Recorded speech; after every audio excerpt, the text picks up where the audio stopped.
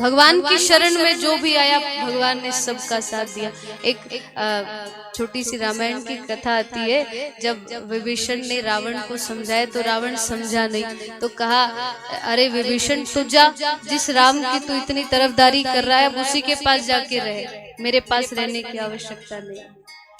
और जब जिस दिन विभीषण जैसा भक्त घर से निकल गया उस दिन लंका का उल्टी गिनती शुरू हो गई। जब तक सदाचारी घर में रहता है ना तो वो घर चाहे 100 दुष्ट हो घर में और एक सदाचारी हो, एक सत्यवान हो, एक भक्त हो, तो वो उन 100 दुष्टों को भी बचा करके चलता है। और जिस दिन वो एक भक्त निकल गया, जिस दिन लंका से विभीषण चला गया, लंका की हानि होनी शुरू हो गई। कौरवों के पास भी एक भक्त था। कौन कौन था? विदुर। जिस दिन विदुर जी निकाल दिए उस दिन से उनकी भी उल्टी गिनती शुरू हो गई। तो घर में अगर एक भी भक्त है तो वो सबको बचा करके चलता है। तो विभीषण से कहा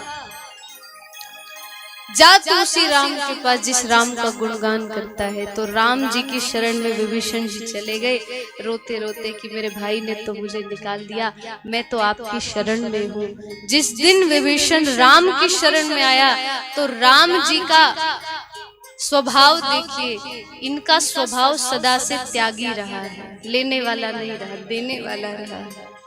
तो जिस दिन विभीषण जी शरण में गए तो राम ने एक ही शब्द कहा, विभीषण आयो मेरी शरण किया मैं लंकाधीश। जिस दिन विभीषण मेरी शरण में आ गया मैंने इसको लंका का राजा बना दिया। और अगर रावण सुधर गया तो, रावण शरण में आ गया तो लंका तो उसकी है, उसका क्या होगा? तो राम जी की दयालुता देखिए, विभीषण आयो मेरी शरण किया मैं लंकाधीश। अगर रावण शरण में आ गया तो करूं अयोध्याधीश, करूं अयोध्याधीश। अगर रावण मेरी शरण में आ गया तो मैं अपनी गद्दी उसको दे दूं। ऐसे दयालु भगवान। भक्तों के लिए आपने क्या क्या नहीं किया, लेकिन किसी के सामने चर्चा नहीं की।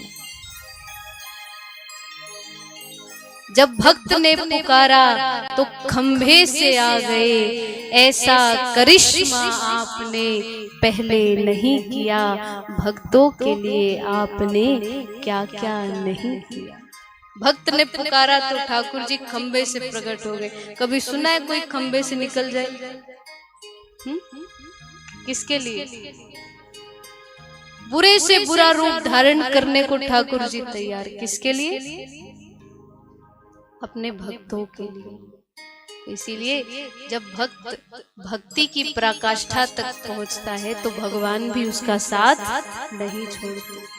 ब्रजवासियों ने अनेकों वर्षों तक तपस्या करी, अनेकों वर्षों तक व्रत किए, जप किए, हवन किए, तब जाकर के उनके ब्रज में ठाकुर जी ने अवतार लिया। ऐसे ही नहीं आते ठाकुर जी, ऐसे ही नहीं मिलते, बहुत कुछ करना पड़ता है।